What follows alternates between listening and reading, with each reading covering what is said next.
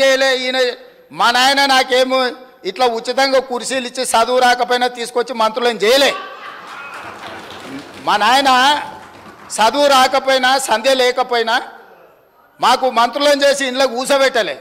మేము కష్టపడి కింద నుంచి జిల్లా పరిషత్లో పనిచేసినాం, శాసన మండలిలో పనిచేసినాం, శాసనసభ్యుడిగా పనిచేసినాం, పార్లమెంటు సభ్యుడిగా పనిచేసినాం, ఈరోజు ముఖ్యమంత్రిగా పనిచేస్తున్నాం అధ్యక్ష. ఇదంతా స్వయం కృషితోని కష్టపడి తెలుసుకొని అవగాహన కల్పించుకొని సభలకు వచ్చినాం అధ్యక్ష. అయ్య పేరు తాత పేరు చెప్పుకొని ఇందులోకి రాలేదు. కాబట్టి దయచేసి వివాదాల వైపు చర్చ వద్దు, వివాదాల వైపు చర్చ వద్దు. మీరు ఈ చర్చలో పాల్గొనండి, ఈ చర్చలో పాల్గొని మీ అభిప్రాయం చెప్పండి.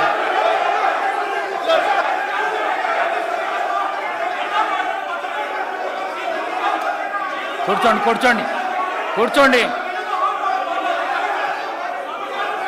కౌశిక్ రెడ్డి గారు కూర్చోండి.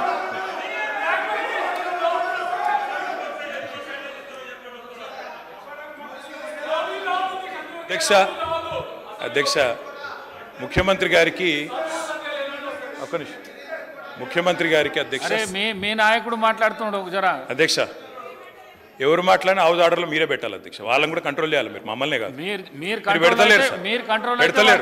పెడతలేరు సార్. అధ్యక్ష ముఖ్యమంత్రి గారికి సహనము సంయమనము ఓపిక ఉండాలి అధ్యక్ష.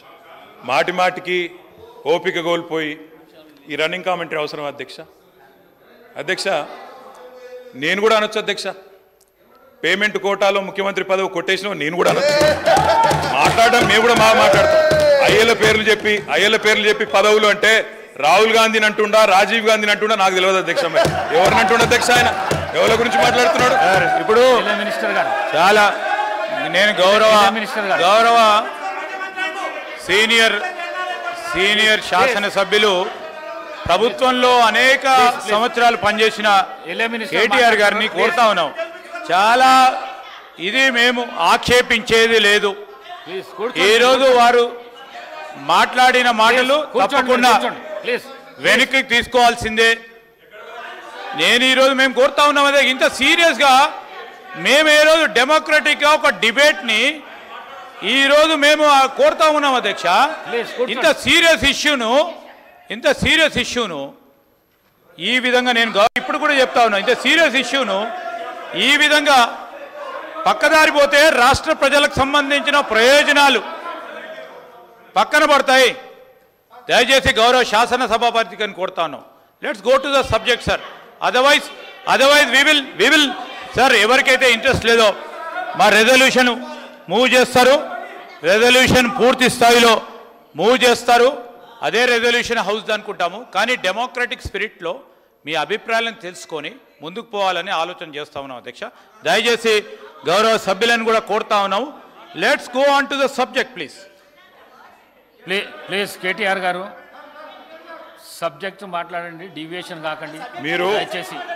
దయచేసి స్పీకర్ సార్ దయచేసి ప్లీజ్. మీరు మా ఒక్కరికి నీతులు చెప్తే కుదరదు సార్, అటు కూడా చెప్పాలి. అక్కడ కూడా సభానాయకుడు కూడా అయ్యల పేర్లు చెప్పుకొని మేనేజ్మెంట్ కోటాలను సభానాయకుడు మాట్లాడొచ్చా?